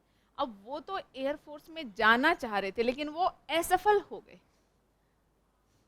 तो वो तो उसी रास्ते पर जा रहे थे जहां रास्ता लेकर जा रहा था, लेकिन चूंकि उस रास्ते में कोई बाधा आ गई, इसलिए उन्होंने अपना रास्ता बनाया। तो बिल्कुल ही एग्जाम्पल आ सकता है। देखिए, ऐसे में बहुत सब्जेक्टिविटी, अगर इसे भी आप सही से लिख देंगे तो वो नकारात्मक या गलत नहीं होगा, लेकिन अगर इससे भी कुछ प्रभावी हो सकता है तो उसे खोजने की कोशिश करेंगे। जी बताइए।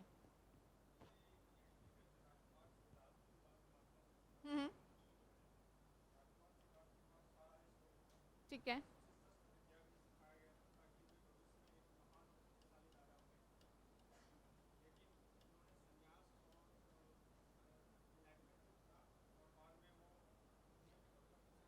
ठीक है, एक सेकंड, आपस में बात बाद में करना, पहले सुनिए। इन्होंने महात्मा बुद्ध जी का प्रसंग उठाया है, और जो आई थिंक काफ़ी उपयुक्त है कि उनके पास सारे सुख ऐश्वर्य थे, राजकुमार थे वो, शस्त्र विद्या सब, शासन प्रशासन के सारे गुण उन्हें सिखाए गए, लेकिन वो इस पथ पर आगे नहीं बढ़ते हैं। वो अपने लिए एक अलग रास्ता चुनते हैं, और उनका अलग रास्ता क्या था? जीवन के सत्य को खोजना। तो उनकी कहानी यहाँ पर, उनका प्रसंग यहाँ पर परफेक्टली जा रहा है, तो बिल्कुल यूज कर सकते हो। एक आइडिया हमें मिला, इसके अलावा महात्मा बुद्ध जी के अलावा दूसरा कोई आइडिया किसी के पास है जी?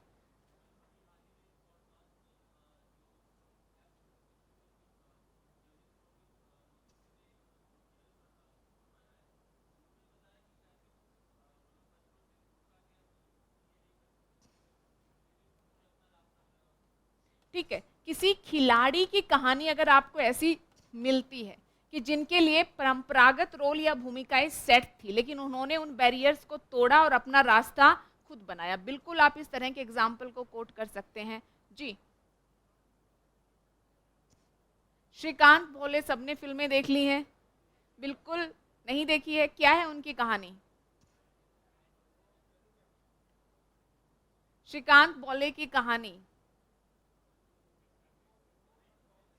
नहीं देखी तो देखना, वो देख नहीं सकते हैं, उनको स्कूल वगैरह में एडमिशन के लिए रिजेक्ट कर दिया जाता है, फॉरेन जाकर वो पढ़ाई करते हैं और फिर अपना वो बिजनेस शुरू करते हैं, और उनके बिजनेस में उन्होंने असंख्य ऐसे लोग जो अनेक प्रकार की शारीरिक अक्षमताओं का शिकार हैं उनको रोजगार देते हैं। तो उनकी कहानी भी प्रेरणादायक रही, ठीक है, आप उसका भी इस्तेमाल कर सकते हैं। और बिल्कुल लिख सकते हैं सिविल सर्वेंट की कहानी। हाँ, एक एक एक, हाँ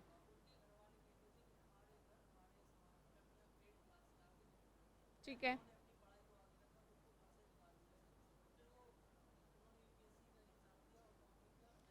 सिविल सर्वेंट की कहानी ये बता रहे हैं कि कोई एक लड़की थी जिनके घर परिवार में इस तरह के रीति रिवाज या परंपराएं थी कि उनके समाज में लड़कियां हायर एजुकेशन की तरफ नहीं जाती।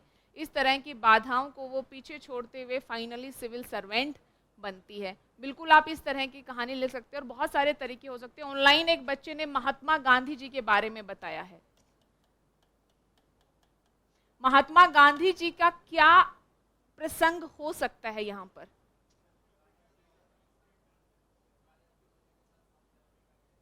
ठीक है, वकालत के लिए साउथ अफ्रीका जाते हैं। आप देखोगे कि इतने बड़ी औपनिवेशिक शक्ति से टकराने के लिए किस तरह के तरीकों का इस्तेमाल किया जा सकता था। क्या उस समय के अनुरूप सही था हिंसा, है ना, कि शक्ति को शक्ति से ही काटा जा सकता है, लेकिन महात्मा गांधी जी के द्वारा सत्याग्रह, अहिंसा जैसे मूल्यों को वरीयता दी जाती है। तो अपने जीवन के वो आदर्श बनाते हैं, राष्ट्रीय आंदोलन में उसे शामिल करते हैं। तो उन्होंने जो रास्ता था उसका अनुसरण नहीं किया, बल्कि अपने सिद्धांत, अपने मूल्यों का जो है अनुपालन उन्होंने किया। और हम देखते हैं कि इसीलिए उनको राष्ट्रपिता कहा जाता है। ना सिर्फ राष्ट्रपिता कहा जाता, बल्कि वैश्विक स्तर पर उनकी अपनी छवि है। और उसके बाद भी अनेक ऐसे संघर्ष रहे जिनमें महात्मा गांधी जी के तरीकों का अनुसरण किया गया। आप लिख सकते हैं इसके अलावा। जी,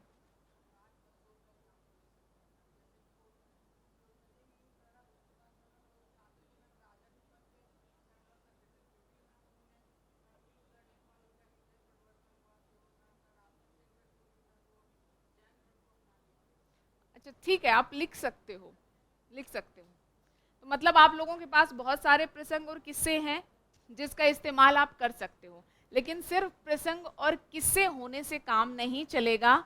उसको किस प्रकार से आप लिखेंगे ये भी काफ़ी इम्पॉर्टेंट है। तो एक मैं आपको एग्जाम्पल के लिए लिखवा रही हूँ, लिखिए दशरथ मांझी की कहानी। ठीक है, लिखिए। सिर्फ कहानी पता होने से काम नहीं चलेगा, उसे लिखनी भी होगी। शब्दों का चयन, विषय से उसका जुड़ाव, सारी चीजें होंगी जो उस कहानी या प्रसंग की प्रभावशीलता को प्रभावित करेंगी। तो लिखिए, यह कहानी, लिखिए, यह कहानी बिहार के एक गांव में निवास करने वाले, यह कहानी बिहार के एक गांव में निवास करने वाले गरीब मजदूर दशरथ मांझी की है।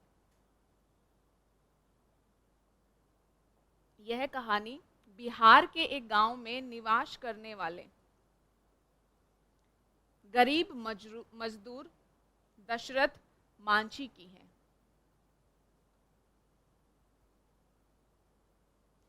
इनके गांव गहलोर को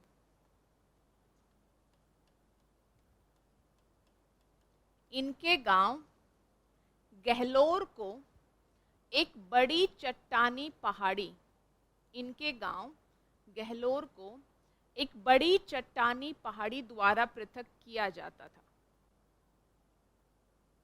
इनके गांव गहलोर को एक बड़ी चट्टानी पहाड़ी द्वारा पृथक किया जाता था, जिसके परिणाम स्वरूप गांव वालों को जिसके परिणाम स्वरूप गांव वालों को चिकित्सा एवं अन्य जरूरी आवश्यकताओं की पूर्ति हेतु, जिसके परिणाम स्वरूप गांव वालों को चिकित्सा एवं अन्य जरूरी आवश्यकताओं की पूर्ति हेतु पहाड़ी के चारों ओर लंबी एवं जोखिम भरी यात्रा करनी पड़ती थी। पहाड़ी के चारों ओर लंबी एवं जोखिम भरी यात्रा करनी पड़ती थी। मांझी की पत्नी की मृत्यु भी, जोखिम भरी यात्रा करनी पड़ती थी, फुल स्टॉप। मांझी की पत्नी की मृत्यु भी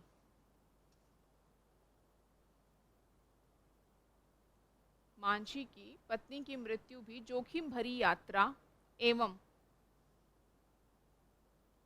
चिकित्सा सुविधा के अभाव में हो जाती है। मांझी की पत्नी की मृत्यु भी जोखिम भरी यात्रा एवं चिकित्सा सुविधा के अभाव में हो जाती है, फुल स्टॉप। इस प्रकार की त्रासदी का सामना कोई अन्य न करे। इस प्रकार की त्रासदी का सामना कोई अन्य ना करे या नहीं करे, इस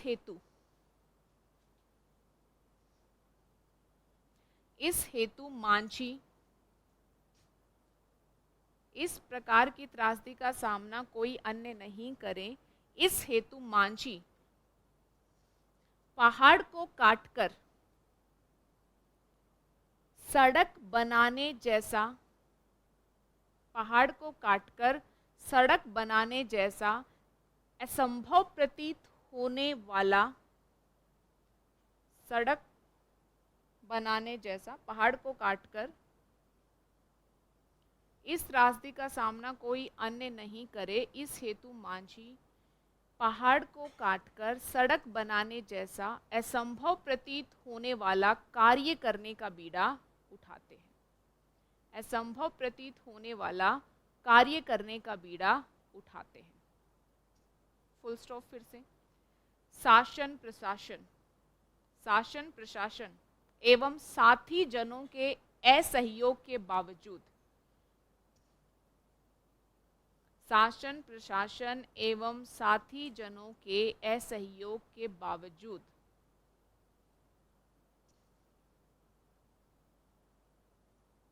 22 वर्षों तक निरंतर, शासन प्रशासन एवं साथी जनों के असहयोग के बावजूद 22 वर्षों तक निरंतर कुदाल, हथौड़ा इत्यादि से खुदाई कटाई करते हुए, कुदाल, हथौड़ा इत्यादि से खुदाई कटाई करते हुए तथा दूसरों के हंसी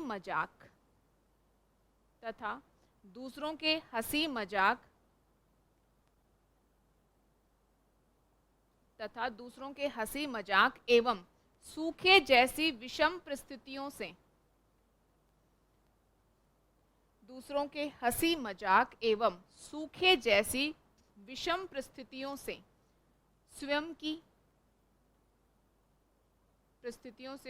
की एवं अपने आत्मबल की रक्षा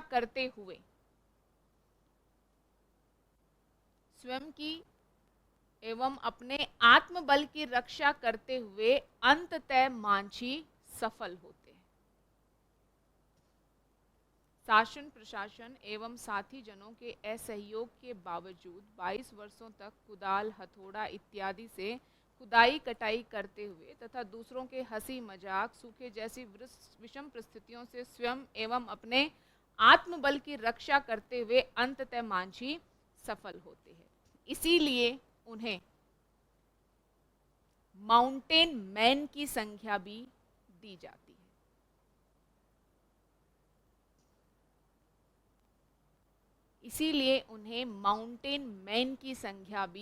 दी जाती है। दशरथ मांझी की यह करुणा एवं साहस से भरी कहानी दशरथ मांझी की यह करुणा एवं साहस से भरी कहानी उपरोक्त कथन को पूर्णतः चरितार्थ करती है। दशरथ मांझी की यह करुणा एवं साहस भरी कहानी उपरोक्त कथन को पूर्णतः चरितार्थ करती है। उन्होंने न सिर्फ वहां जाने का निर्णय लिया, उन्होंने न सिर्फ वहां जाने का निर्णय लिया जहां कोई रास्ता नहीं जाता, उन्होंने ना सिर्फ वहां जाने का निर्णय लिया जहां कोई रास्ता नहीं जाता, अपितु अपने अदम्य साहस से,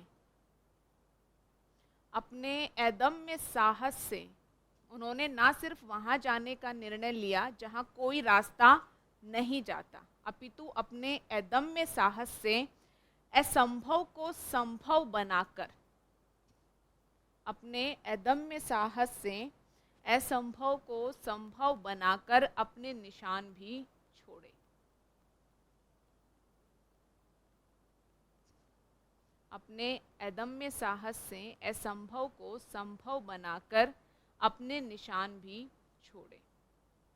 आज भी उनकी यह कहानी, आज भी उनकी यह कहानी असंख्य लोगों के मन मस्तिष्क में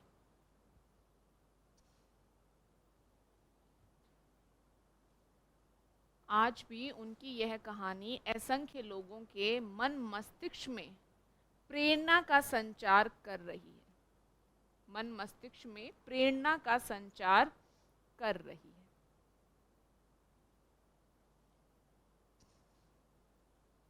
समझ में आया कैसे लिखना है प्रसंग को? भाषा सही होनी चाहिए, जितनी चीजें जरूरी है उतनी ही चीजें हम लिखेंगे। हमने सिर्फ ये बताया कि दशरथ मांझी थे, गांव था, चट्टानी पहाड़ी से गांव अलग हो रहा था, ताकि हम इम्पोर्टेंस बता पाए। उनकी पत्नी के साथ जो हादसा होता है हमने सिर्फ एक लाइन में बताया, और उसके बाद हम सीधा आ गए कि कैसे ये चीज़ उन्हें मोटिवेट करती है कि वो पहाड़ी को काट कर रास्ता बनाए। किस किस तरह की विषमताएं रही, हमने 2-3 विषमताओं को संक्षिप्त में बताया और अंत में वो सफल होते हैं, और इस बात को हमने फिर टॉपिक से लिंक किया। तो सिर्फ प्रसंग या किस्सा पता होने से काम नहीं चलेगा, उसे लिखना भी आपको सीखना पड़ेगा कि क्या चीज़ जरूरी है, कहाँ कितना फोकस करना है, किसको कितना संक्षिप्त में रखना है, और भाषा हमारी किस प्रकार की होनी चाहिए। तो क्लैरिटी मिली। बहुत सारे टाइप तो आपको पीपीटी में ही मिल जाएंगे, एक हमने लिखा है। चलिए एक टॉपिक और लिखिए जी।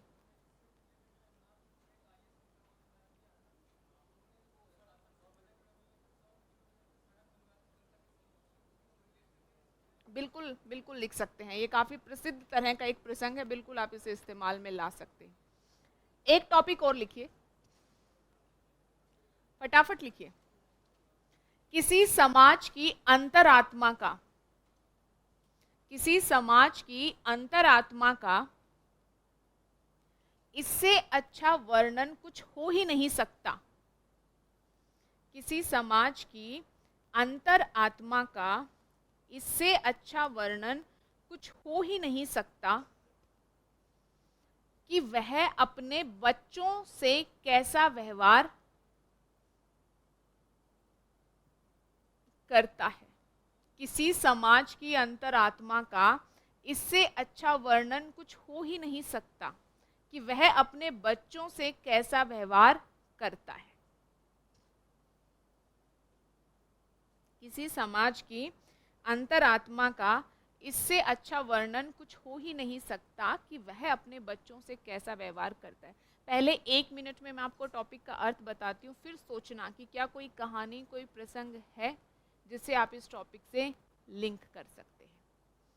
क्या अर्थ समझ में आ रहा है इस टॉपिक का? किसी समाज की अंतरात्मा का इससे अच्छा वर्णन कोई और चीज़ क्यों नहीं कर सकती कि वो अपने बच्चों से कैसा व्यवहार करता है। यही किसी समाज की अंतरात्मा को हमें क्यों स्पष्ट ढंग से दिखाएगा। क्यों? क्योंकि बच्चे अबोध्य होते हैं, है ना। निर्णय उनके बिहाफ पर कौन लेता है? जो वयस्क हैं, अडल्ट हैं, वो बच्चों के बिहाफ पर निर्णय लेते हैं। अच्छा, क्या कोई समाज सिर्फ अपनी प्राथमिकताओं को ध्यान में रख रहा है, या बच्चों के लिए किस तरह की प्राथमिकताएं होनी चाहिए उनको भी ध्यान में रख पा रहा है? तो इससे किसी भी समाज की अंतरात्मा की सही तस्वीर हमारे सामने आती है। क्योंकि जो भी असहाय है, जो अपने बिहाव पर निर्णय नहीं ले सकता, जिसको हम जो भी कह दें उसको वही मानना पड़ेगा, उसके साथ हम कैसे व्यवहार करते हैं, ये ही हमें ट्रू सेल्फ को दिखाती है। इसका एक बहुत बेसिक एग्जाम्पल देती हूँ। आपने देखा होगा कि जब सामान्य सामाजिक प्रवृत्ति है, कोई भी गरीब व्यक्ति सामने टकराता है, तो किसी को भी कुछ थोड़ा नुकसान हुआ नहीं, बड़ी आसानी से उसे डांट कर सब लोग निकल जाते हैं। लेकिन जरा सोचना कि एक स्विफ्ट डिजायर कार वाले की टक्कर बीएमडब्ल्यू से होती है, तो व्यवहार क्या होता है? सामान्यतः उतना क्रोध, उतने अपशब्द नहीं बोले जाते जितना कि टक्कर अगर एक ऑटो वाले से होती है तो उसे बोला जाता है। तो क्यों ऐसा होता है? आर्थिक स्थिति, क्योंकि सामने वाला थोड़ा असहाय है, वो उतना आगे तक नहीं जा सकता। हमारा जो क्रोध है वो भी आप ध्यान दोगे, ये देख कर आता है कि हम कहाँ किस पर कितना क्रोधित हो सकते हैं। आपको कितना भी क्रोध आए, क्या आप अपने माता पिता को सामान्यतः दिखा पाते हैं, या उस तरीके से अपना क्रोध दिखा पाएंगे जितना कि छोटे बच्चे को दिखा सकते हैं? तो जो असहाय है, जो आप पर निर्भर है, जो अपने बिहाव पर स्वयं निर्णय नहीं ले सकता, उसके साथ आप कैसा व्यवहार करते हो, ये आपके वास्तविक चरित्र को दिखाता है। क्योंकि दूसरे के साथ तो फिर बहुत सारे फैक्टर काम कर रहे हैं, आपको डर है, आपको भय है, इसलिए आप अपने वास्तविक चरित्र को छुपा ले रहे हैं। तो ये टॉपिक बेसिकली बात करता है कि किसी भी समाज की अंतरात्मा का इससे अच्छा वर्णन कुछ हो ही नहीं सकता कि वो अपने बच्चों से कैसा व्यवहार कर रहा है। क्योंकि कई बार समाज, आप ये भी देखोगे, युद्ध, हिंसा इत्यादि को ज़्यादा वरीयता देता है, और बच्चों के जो इंटरेस्ट है, उनका भरण पोषण, पालन पोषण, उनको उतना ध्यान में नहीं रख पाता। तो टॉपिक हम मे बी नेक्स्ट या उससे नेक्स्ट क्लास में डिटेल में डिस्कस करेंगे। जस्ट ब्रीफ ओवरव्यू था, ताकि आप सोच पाएँ कि क्या कोई कहानी, कोई प्रसंग, कोई किस्सा है जिसे आप इस टॉपिक से लिंक कर सकते हैं। फिर से 2 मिनट का टाइम है, ब्रेनस्टॉर्म कीजिए।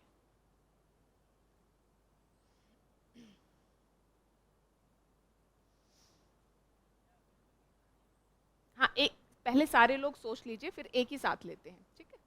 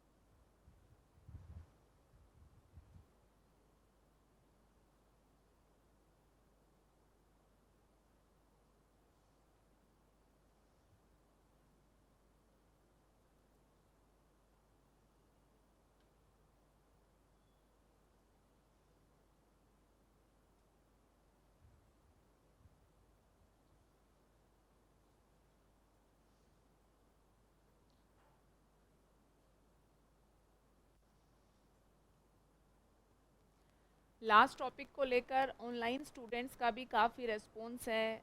एक स्टूडेंट है जिन्होंने शीतल देवी फर्स्ट आर्मलेस गर्ल आर्चरी, उनका एग्जाम्पल दिया है। महात्मा गांधी जी, बी आर अम्बेडकर जी, किसी का भी एग्जाम्पल हो सकता है। जो भाव मैंने बताया वो आप देख लेना कि टॉपिक के अनुरूप वो सही जा रहा है, और प्लस आपको उसे लिंक करना है। चलिए, इस टॉपिक में क्या आपने सोचा? किसी समाज की अंतरात्मा का इससे अच्छा वर्णन कुछ हो नहीं सकता कि वह अपने बच्चों से कैसा व्यवहार करता है। आ, कौन बताएगा जी? एक पीछे से लेते हैं पहले जी। हाँ,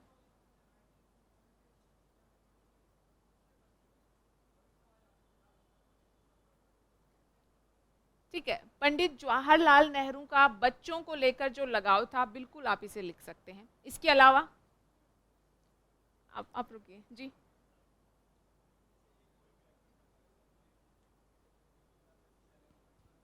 अच्छा, शैलेंद्र, ठीक है।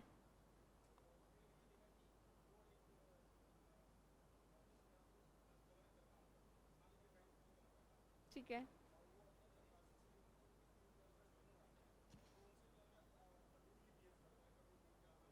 हम्म।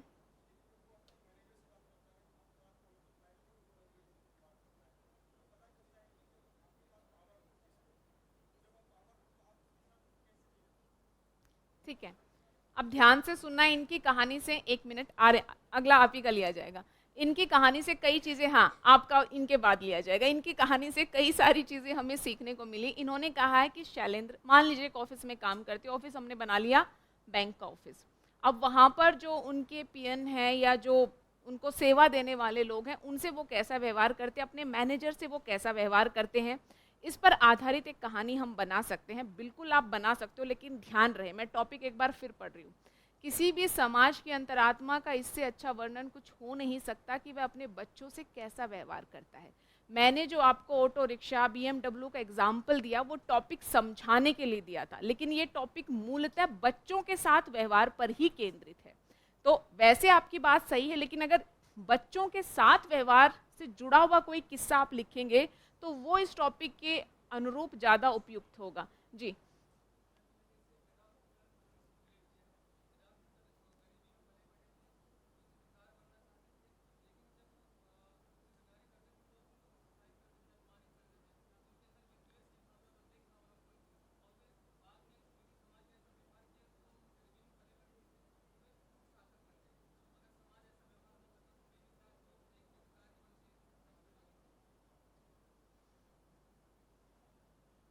आपस में कितना टाइम चाहिए बात करने के लिए?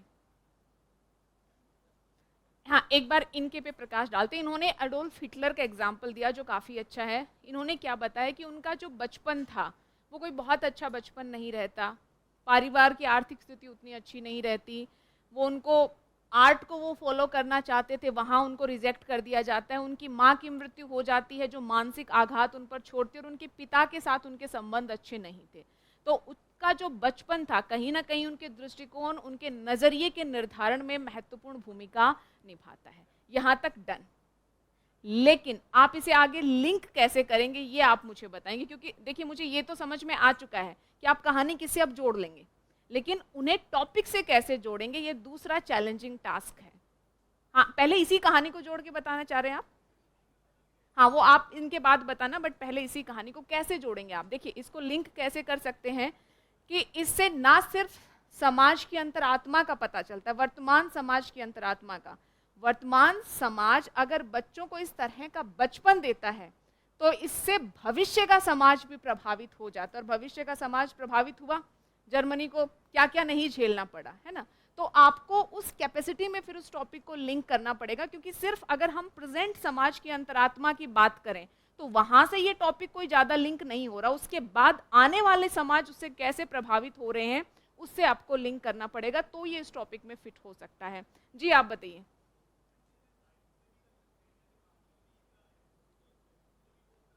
साहित्य में किसे?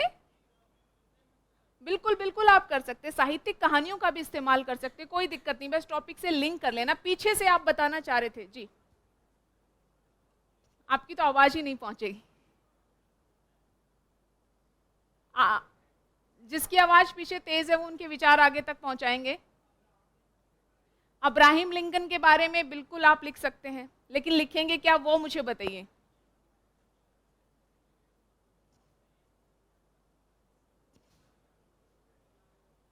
अच्छा, आप एक काम कीजिएगा, क्लास के बाद आप मुझे बताइएगा, फिर मैं बताऊंगी कि आप कैसे यूज कर सकते हैं। बहुत सारे आइडिया मिले, ठीक है? जी, हाँ हाँ,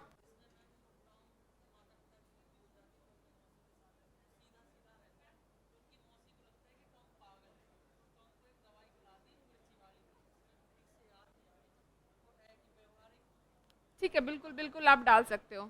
जी,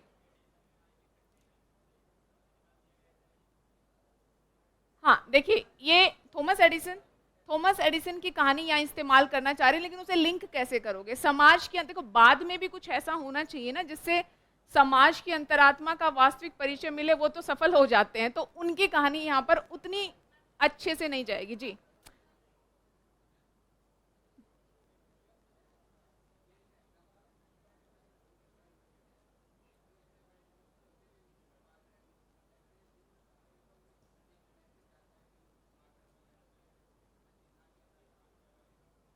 ठीक है, दे सकते हैं आप। आपका क्या है?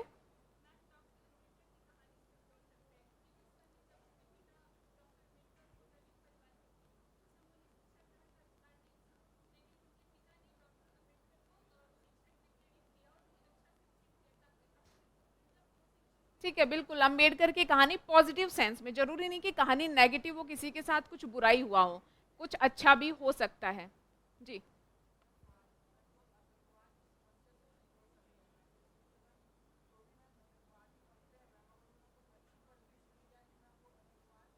ठीक है, आतंकवाद या अतिवादी विचारधाराओं से प्रभावित लोगों की आप बात कर सकते हो, क्योंकि कहीं ना कहीं उनकी सामाजिक, आर्थिक, सांस्कृतिक पृष्ठभूमि ऐसी होती है जिसके चलते उन्हें इस प्रकार का एक्सपोजर मिलता है और जिसके चलते वो इस जैसे भी वो हैं उस तरह का व्यक्तित्व उनका विकसित होता है।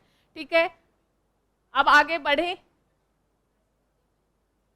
आगे बढ़ते हैं। जिसके दिमाग में अब कोई भी कहानी है वो क्लास के बाद मुझे आकर बताइएगा, ठीक है। अच्छा, आप लोगों को मैंने कल की क्लास में भी एक एग्जाम्पल दिया था, पहले भी मैंने आपको बताया है, देखिए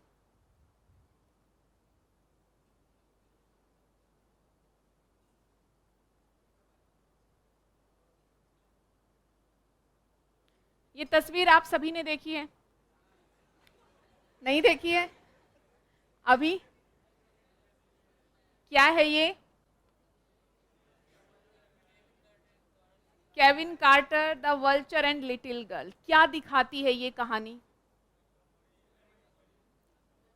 कि मानवता हिंसा, युद्ध, सीमाओं में इतनी बटी हुई है कि बच्चों की जो मूलभूत आवश्यकताएं होती है हम उसे भी पूरी नहीं कर पा रहे। इससे ना सिर्फ उनकी शारीरिक मानसिक क्षमताएं प्रभावित हो रही है, कई मामलों में तो वो मृत्यु का शिकार भी हो जाते हैं। आप लोगों को एक और किस्सा याद होगा जो न्यूज़पेपर में काफी अधिक चर्चा में रहा था, किस्सा था एलन कुर्डी। आपने सुना है नाम? एलन कुर्डी, ये एक बच्चा था, 2 साल का लड़का, जिसकी डेड बॉडी या जिसका शव मेडिटेरियन सी के जल के ऊपर घूम रहा था। उसकी फोटो काफी अधिक वायरल होती है और एलन कुर्डी का एग्जाम्पल काफी अधिक चर्चित रहा। क्यों? क्योंकि सीरिया में जब कुछ परिस्थितियां अच्छी नहीं चल रही थी तो ये लोग सीरिया से कहाँ जाना चाह रहे थे? यूरोप जाना चाह रहे थे, विया टर्की। तो शरणार्थी जो संकट था उस समय की ये कहानी, आप इसे कैसे लिंक कर सकते हो कि हमने सीमाओं में अपने आप को इतना विभाजित कर लिया है कि हम बच्चों पर ध्यान नहीं दे पा रहे। तो इससे क्या पता चलता है कि मानव जाति में वास्तव में मानवता तो अब बची ही नहीं है। हमारे संकीर्ण हित जो हैं, संसाधनों पर हमारा वर्चस्व, ये सारी चीजें हैं जो मानव जाति के केंद्र में है। इससे क्या पता चलता है कि मानव समाज किस दिशा में आगे बढ़ रहा है? दिशा सही है। तो इस तरह की जो फेमस कहानी, किससे प्रसंग हो, आप उनको प्रभावी ढंग से अपने टॉपिक से लिंक कर सकते हैं। एक कहानी लिखिए। क्या करेंगे इसराइल फिलिस्तीन वॉर में, क्या ऐड करेंगे? हाँ बिल्कुल बिल्कुल, आप लिख सकते हैं, बिल्कुल लिख सकते हैं। लिखिए एक कहानी। 1990 के दशक 1990 के दशक में, अब एग्जैक्टली अगर आपको याद रहे तो 1993 में न्यूयॉर्क टाइम में एक फोटो काफी प्रचलित होती है, बट अगर नहीं याद रहे तो सिंपल लिखिए 1990 के दशक में केविन कार्टर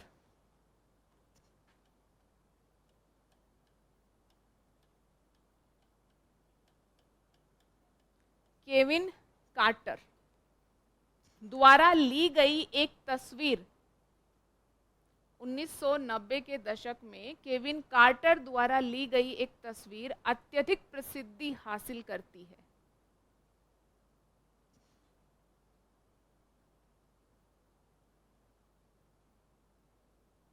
उन्नीस सौ नब्बे के दशक में केविन कार्टर द्वारा ली गई एक तस्वीर अत्यधिक प्रसिद्धि हासिल करती है, पूर्ण विराम। प्रसिद्धि के कारण शुभ और अशुभ, प्रसिद्धि के कारण शुभ और अशुभ दोनों प्रकार के रहे, दोनों प्रकार के रहे। प्रसिद्धि के कारण शुभ एवं अशुभ दोनों प्रकार के रहे। शुभ इसलिए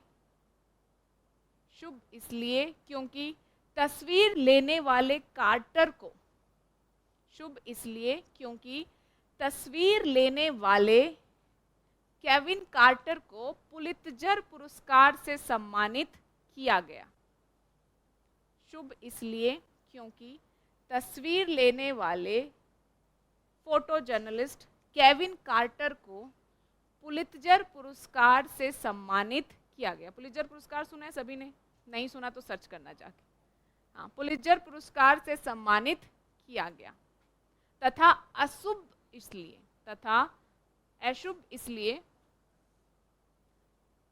शुभ इसलिए क्योंकि तस्वीर लेने वाले फोटो जर्नलिस्ट केविन कार्टर को पुलित्जर पुरस्कार से सम्मानित किया गया।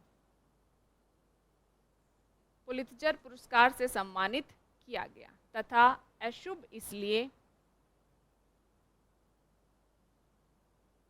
तथा अशुभ इसलिए क्योंकि इस पुरस्कार प्राप्ति के, अशुभ इसलिए क्योंकि इस पुरस्कार प्राप्ति के लगभग 4 माह बाद ही, इस पुरस्कार प्राप्ति के लगभग 4 माह या 4 महीने बाद ही कार्टर आत्महत्या कर लेते हैं।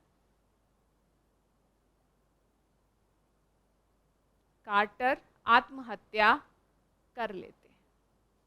अब पैसेज चेंज और नए पैसेज में लिखिए। अब प्रश्न यह उठता है, अब प्रश्न यह उठता है कि आखिर कार्टर ने आत्महत्या क्यों की। क्वेश्चन मार्क आगे लगाएंगे। अब प्रश्न ये उठता है कि आखिर कार्टर ने आत्महत्या क्यों की। कार्टर ने आत्महत्या क्यों की? उस तस्वीर में ऐसा क्या था? पहले प्रश्न के सामने प्रश्न चिन्ह और दूसरे के सामने भी। अब प्रश्न यह उठता है कि आखिर कार्टर ने आत्महत्या क्यों की, क्वेश्चन मार्क, उस तस्वीर में ऐसा क्या था। अब फिर से पैसेज चेंज और लिखिए। जवाब में पता चलता है, जवाब में पता चलता है कि उस तस्वीर का नाम था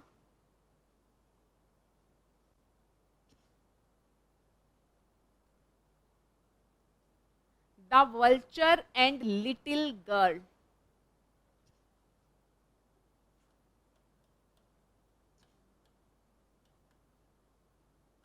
the vulture and the little girl. इसका हिंदी अनुवाद रहता है गिद्ध एवं छोटी बच्ची। आप वो भी लिख सकते हैं, the vulture and the little girl, पूर्ण विराम। यह तस्वीर दक्षिणी सूडान की थी।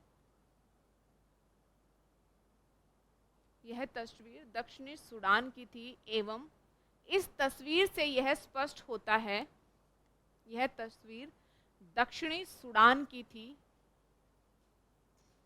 एवं इस तस्वीर से यह स्पष्ट होता है कि कुपोषण का शिकार एक छोटी बच्ची, कुपोषण का शिकार एक छोटी बच्ची यूएन खाद्य camp, UN United Nations, UN खाद्य कैंप से भोजन प्राप्त करने हेतु, एक छोटी बच्ची यूएन खाद्य कैंप से भोजन प्राप्त करने हेतु जाते हुए मार्ग में गिर पड़ती है।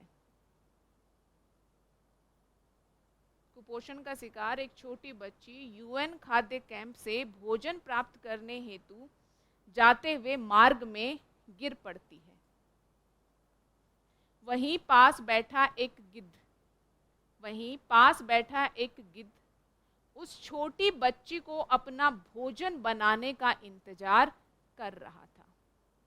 वहीं पास बैठा एक गिद्ध उस छोटी बच्ची को अपना भोजन बनाने का इंतजार कर रहा था। Full stop.